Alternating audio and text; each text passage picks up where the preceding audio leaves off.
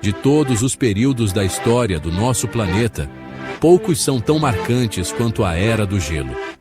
Foi nesse tempo que surgiram criaturas lendárias, mamutes, tigres dente de sabre e tantas outras que povoam o nosso imaginário, além das vastas planícies congeladas que definiram aquele mundo. Mas, por causa da cultura popular, essa época acabou virando quase um mito, como se fosse algo distante e separado do nosso tempo. A verdade, porém, é que nós nunca deixamos completamente a Era do Gelo, pelo menos não do ponto de vista da ciência. Tecnicamente, a Terra está em uma era glacial sempre que grandes camadas de gelo existem nos polos, tanto no norte quanto no sul. E sim, isso ainda é verdade hoje. Alguns cientistas vão além e dizem: basta existirem geleiras permanentes em qualquer lugar do planeta para que o mundo ainda esteja dentro de uma era do gelo. Atualmente, vivemos o que os geólogos chamam de glaciação quaternária, um período que começou há cerca de 2.600.000 anos e ainda não terminou. Muita gente nem imagina isso e acredita que o gelo sempre esteve por aqui, como se fosse uma constante natural. Mas não é bem assim. Houve momentos em que não existia uma única camada de gelo sobre a Terra. Nenhuma. E isso nos leva a uma pergunta fascinante. Quando foi a última vez que a Terra ficou completamente livre de gelo? À primeira vista, pode parecer que a resposta está no início da glaciação atual. Mas mesmo antes dela, o planeta já tinha períodos frios com geleiras em várias regiões. Para encontrar uma Terra totalmente verde, sem nenhum polo congelado, precisamos voltar muito mais no tempo. Antes dos humanos, antes dos grandes primatas, antes mesmo de muitos dos animais que conhecemos. Essa viagem no tempo nos leva ao final do Eoceno, entre 40 e 34 milhões de anos atrás. Uma era em que crocodilos viviam na Antártida, palmeiras cresciam no Alasca e os continentes estavam parcialmente submersos por mares quentes. A Terra era literalmente um planeta tropical. As temperaturas médias globais estavam de 5 a 8 graus acima das atuais. E regiões que hoje são temperadas tinham climas muito mais quentes. A França, por exemplo, lembrava o Oriente Médio atual. E os Estados Unidos pareciam o Uruguai. O resultado era um mundo úmido, instável e extremo. Tempestades violentas, incêndios florestais e longos períodos de seca. Mas o aspecto mais impressionante era o nível do mar. Hoje, cerca de 70% da água doce da Terra está congelada, o que mantém os oceanos baixos em relação ao relevo. No Eoceno, sem gelo algum, o nível do mar era até 70 metros mais alto do que o atual. A Flórida, por exemplo, simplesmente não existia. Boa parte da Europa estava debaixo d'água, transformada em um conjunto de ilhas.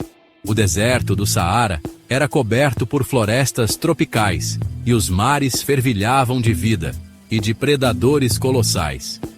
Um dos mais temidos era o basilossauro, uma antiga baleia carnívora.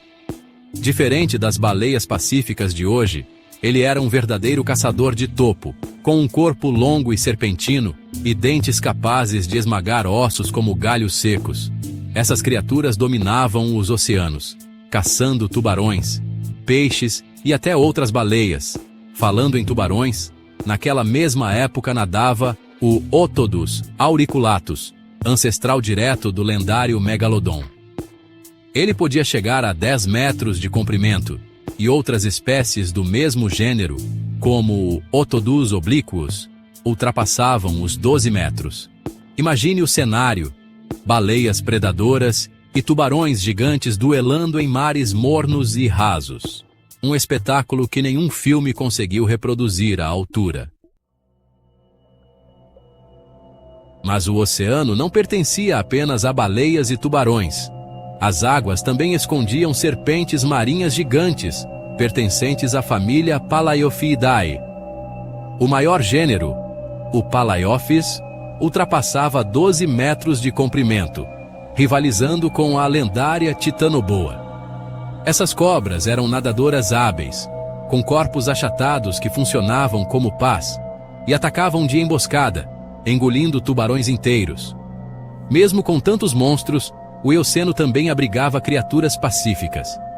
Tartarugas marinhas, peixes ósseos, moluscos e até os primeiros sirênios, os ancestrais das sereias, nadavam nessas águas quentes. Esses animais ainda estavam em transição entre o mar e a terra, e alguns conseguiam caminhar em praias rasas com suas nadadeiras. Na superfície, o clima quente e úmido criava florestas tropicais densas, repletas de árvores gigantes, musgos e vida animal abundante. Por lá caminhavam os ungulados primitivos ancestrais de cavalos, girafas e rinocerontes. O mais famoso, o Brontotherium, podia pesar mais de 4 toneladas e possuía enormes chifres usados em combates. Esses gigantes dividiam o planeta com criaturas como os Embritopoda, parentes distantes dos sirênios, e com os primeiros proboscídeos, os ancestrais dos elefantes. Mas, por mais exuberante que fosse esse mundo quente, ele estava prestes a mudar. A Terra começou lentamente a esfriar. O CO2 da atmosfera caiu, os oceanos se alteraram e o continente antártico, antes coberto de florestas, se isolou. A circulação das correntes marinhas mudou completamente, dando início à formação das primeiras geleiras permanentes.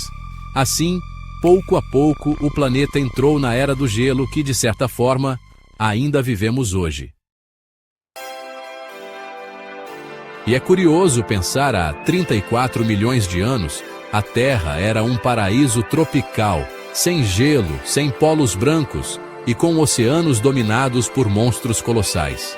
Agora, vivemos o extremo oposto, um planeta em que o frio molda ecossistemas e define civilizações. Mas se tem uma coisa que a história do planeta nos ensina, é que nada permanece igual por muito tempo. O gelo pode derreter, os mares podem subir, e o que parece impossível hoje pode voltar a acontecer.